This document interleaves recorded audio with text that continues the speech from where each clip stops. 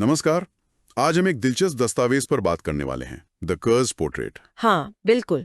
कहानी ओलिविया नाम की एक महिला से शुरू होती है जिसे अचानक एक दूर के रिश्तेदार से एक पुरानी वीरान हवेली विरासत में मिलती है, थॉर्नवेक हॉल। हाँ, और माहौल जैसा स्रोत बताता है एकदम रहस्यमयी है, थोड़ा डरावना भी। हाँ, वो लोही के चरमराते गेट, दीवारों पर वो बेलें, धूल भरी हवा। बिल्कुल, ये सब मिलकर ना शुरू से ये क्लासिक गॉथिक हॉरर वाला फील देते हैं।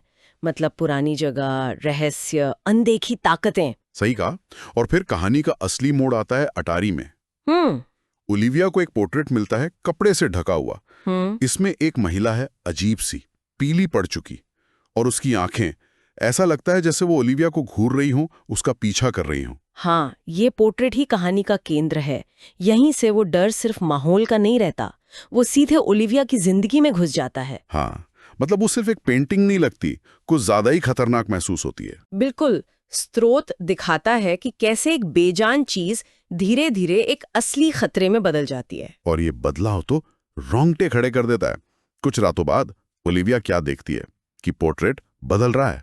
बदल रहा है? हाँ, कैसे? महिला के बाल सफेद हो रहे हैं, चेहरे पर झुर्रियां आ गई हैं, और फिर वो सबसे भयानक पल।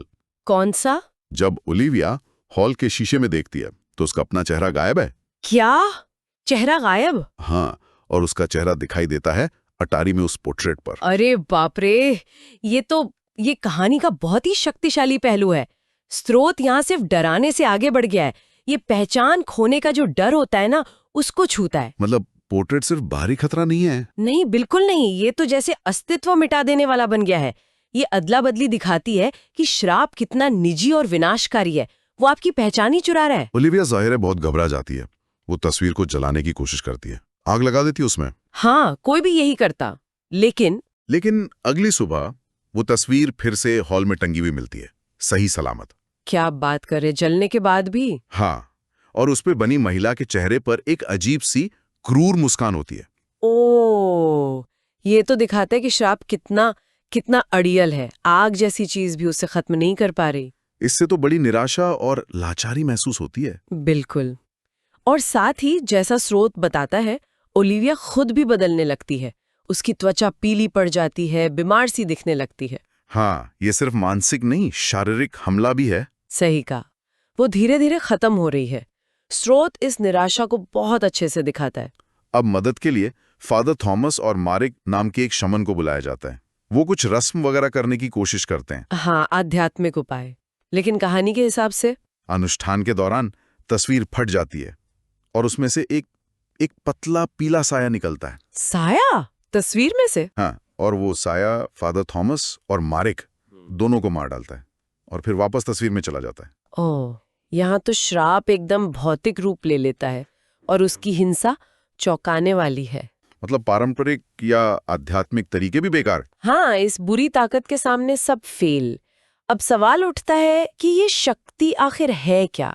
ये सिर्फ तस्वीर तो नहीं है, ये किसी बुरी ताकत का ठिकाना या शायद दरवाजा लगता है। बिल्कुल, स्रोत कोई आसान जवाब नहीं देता, और अंत ओलिविया के लिए बहुत दुखद है। क्या होता है?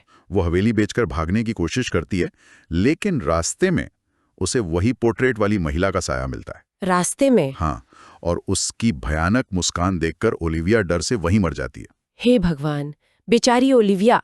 लेकिन कहानियां खत्म नहीं होती है ना? नहीं, स्रोत का अंत बताता है कि ये चक्र जारी रहता है। हाँ, हवेली का नया मालिक आता है, उसे भी वही पोर्ट्रेट मिलता है। और कहानी खत्म होती है पोर्ट्रेट पर उभरती एक रहस्यमयी मुस्कान के साथ। बिल्कुल, क्लासिक हॉरर तकनीक। बुराई कभी खत्म नहीं होती, वो बस अगले शिकार का इंतजार करती है। तो इस स्रोत से हमने देखा कि कैसे एक साधारण सी दिखने वाली चीज, जी, एक पोर्ट्रेट, मतलब बदलाव, पहचान की चोरी, अविनाशी शक्ति और जानलेवा हिंसा का प्रतीक बन सकती है।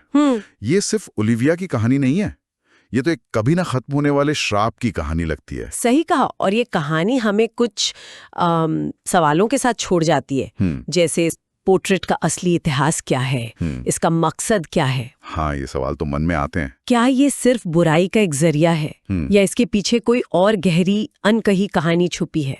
और उस नए मालिक का क्या होगा? और ओलिविया से पहले कितने लोग इसका शिकार हुए होंगे? बिल्कुल, ये चक्र आखिर कब तक चलेगा? ये सोचने वाली बातें हैं जो कहानी के बाद भी जहन में घूमती रहती हैं। अगर आपको ये वीडियो पसंद आया तो वीडियो को लाइक करें और चैनल को सब्सक्राइब जरूर करें। और यही कहानी अगर आप इंग्लिश में सबटाइटल के साथ देखना चाहते हैं तो मेरे इंग्लिश चैनल स्टोरी ग्लाइडर को जरूर चेक करें। मैंने चैनल का लिंक डिस्क्रिप्शन में दे दिया है। वीडियो देखने के लिए आपका बहुत बहुत धन्यवाद।